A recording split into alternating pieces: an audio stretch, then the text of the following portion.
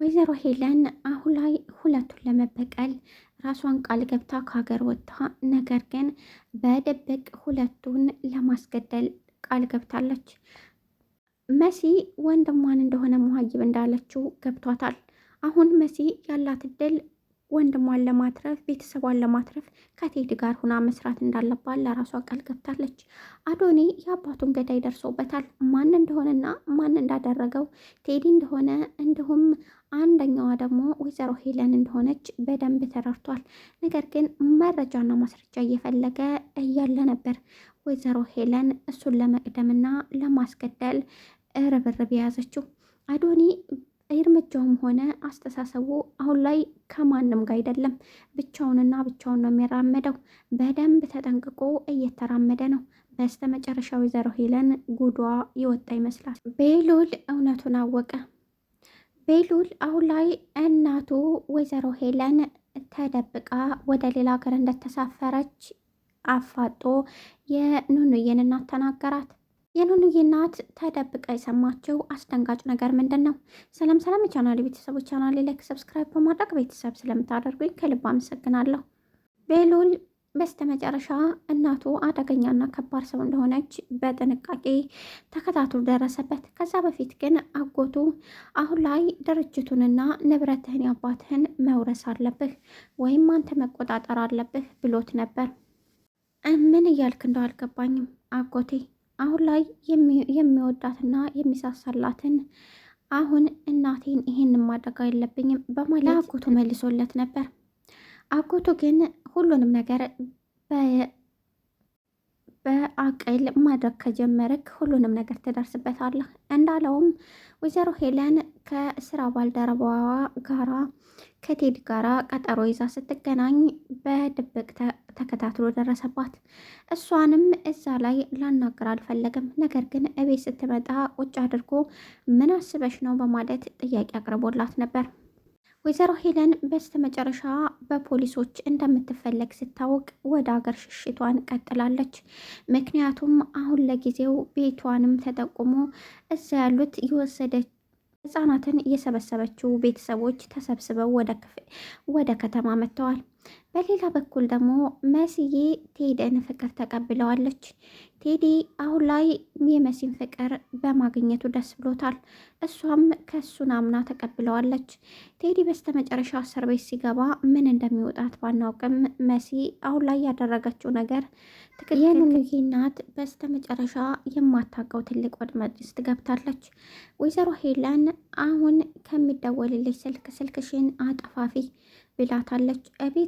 እቤታችሁ ውስጥ ወይዘሮ ሄለንን ፍለጋ መተናል ብለው ከክፍለ ሀገር እንደመጡና እስር ቤት እንደምትገባ በተነገራ ቅጽበት ነበር የደነገጠችው።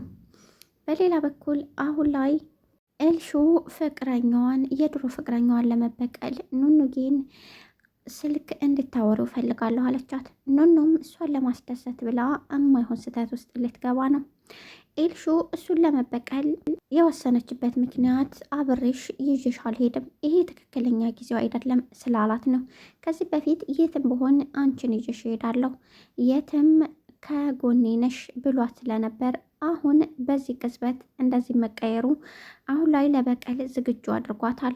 ኑኑን እንዳፈቀራትና እንደወደዳት ተሰምቷት አሁን ላይ ኑኑ እሱን እንድትበቀልላት ከዚያ በኋላ ደስተኛ እንደምትሆን ነገረቻት። ኑኑም ምንም ጉዳት አያደርስም ነበር ያለችው። መሲ አሁን ላይ ያፌት ከቴዲ ጋራ ፍቅሯን እያሳለፈች እንደሆነ ሲያውቅ ምን እንደሚሰማው ባይታወቅም፣ ነገር ግን መሲ በአሁን ባለችበት ህይወት ውስጥ በጣም ደስተኛ ናት። ከዚህ በኋላ ህይወቴ ሙሉ ደስተኛ አደርግሻለሁ ብሏታል ቴዲ። ከጎንሽ ነኝ በማለት ቃል ገብቶላታል። ኑኑዬ የማትወጣበት ትልቅ ወጥመድ ውስጥ ገብታለች።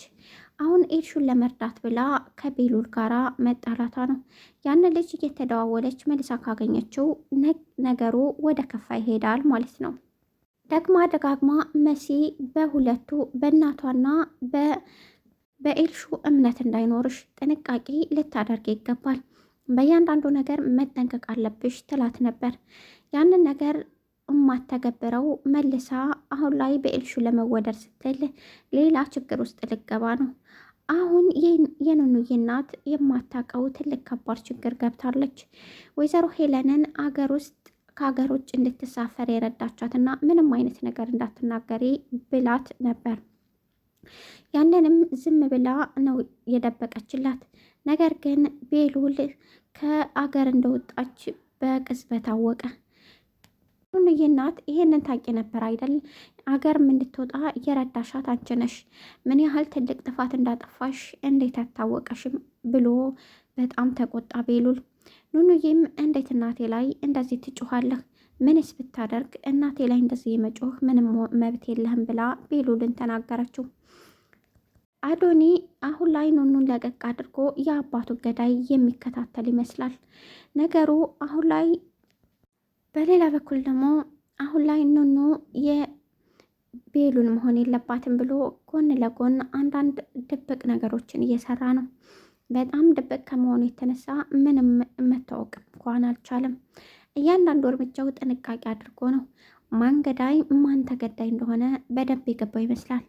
አሁን ኑኑ አዲሱ የኤልሹን ጓደኛ ልትተዋወቀው ለራሷ ቃል ገብታ በኤልሹ ምክንያት ወደ እሱ ባጎራችበት ቅጽበት ነበር። ቤሉል አሁን ላይ ማንንም ማመን እንደሌለበት ስለገባው እየተከታተላት በስተ መጨረሻ ያየውን ነገር ማመን አቃተው። ከዚያ በኋላ ነበረ ጥያቄውን ያቀረበላት። ምንድን ነው? ምን እያረግሽ እንደሆነ ልትነግሪ ትችያለሽ አላት። የኑኑዬ እናት አሁን ላይ መሲም ሆነ ኤልሹ እያደረጉ ያሉት ነገር እየወጡ እየገቡ እያመሹ አሁን ላይ ወይዘሮ ሄለንም ስለሌለች የሚያደርጉን ነገር ምንም አልጣማትም።